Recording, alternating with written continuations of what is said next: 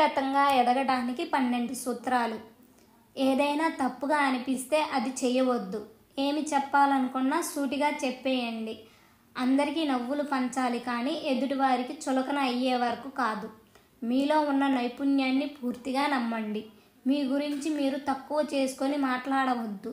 మీ కల ఏదైనా సాధించే వరకు వదలవద్దు. లేదు కాదు అని చెప్పేందుకు మొహమాట పడవద్దు. అవును అని చెప్పేందుకు భయపడవద్దు. మీపై మీరు నమ్మకంతో ఉండాలి. మీ చేతిలో లేని దానిని అలా వదిలేయండి. నిరాశావాదులకు, డ్రామాలకు దూరంగా ఉండండి.